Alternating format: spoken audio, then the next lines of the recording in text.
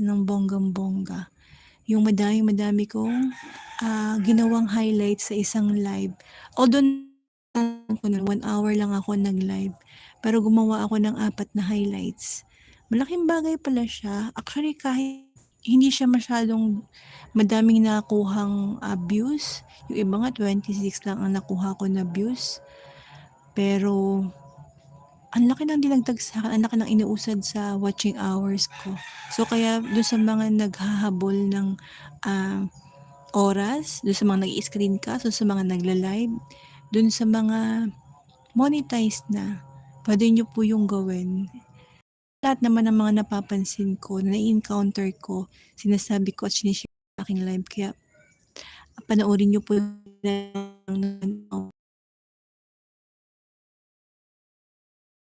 ko na po talaga ako nag-live ng 3 oras kagaya ng dati. Although, maganda rin naman nagla-live ng ganong kahaba kasi nga napansin ko dun sa iba, nakakakuha sila ng 1,000 na views.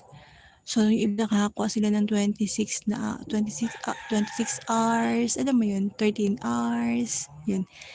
And shoutout nga pala kay Sila Million and bubulol na naman tayo, kakamadali, alam mo naman hinahab ko.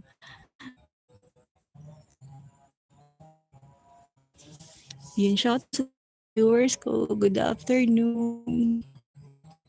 Kala mo naman lagi ko hinahabol ng aso, sobrang bilis ng pagsasalita ko. Bagal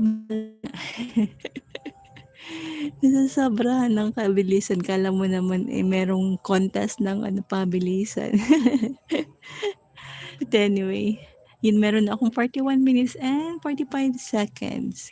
Kagaya nga na sinasabi ko, kung meron kayong bagong upload na videos, try nyo po na kayo yung unang maging viewer. Mag-switch kayo ng account and then panoorin nyo yung inyong video and then i-like nyo, i-share nyo, i-comment, mag-comment kayo, yun.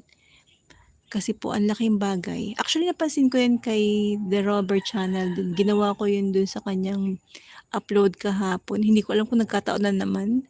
Pero napansin ko na pagka-upload niya, nag-like agad ako, nag-comment agad ako, at pinag-share ko siya agad.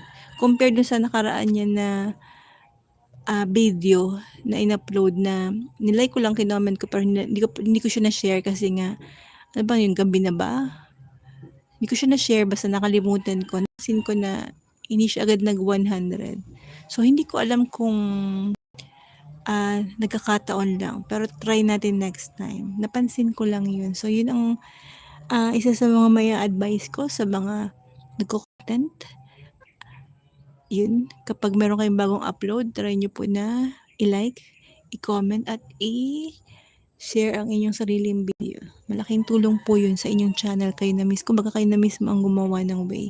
Kasi alam nyo naman, hindi tayo celebrity na merong manunood na 1,000 at million. Tayo alam mo yun, baka 100 nga lang, happy na achievement na minsan. Actually dati, baka 100 lang ako, achievement na sa akin. Pag 200, sobrang happy ko na. Ayun.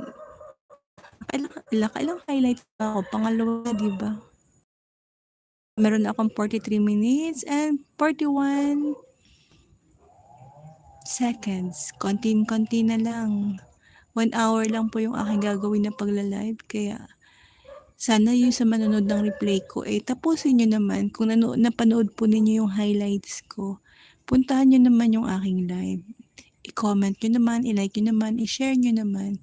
Or kung hindi naman, puntahan nyo po yung pinaka-popular na videos ko or yung pinaka-last ko na comment kayo. Hindi po masama mag-like at mag-comment. Libre po yun. Kaya sana ninyo at matulungan at malaking tulong yun sa aking channel actually para mas mabilis ang aking watching hours. So yun,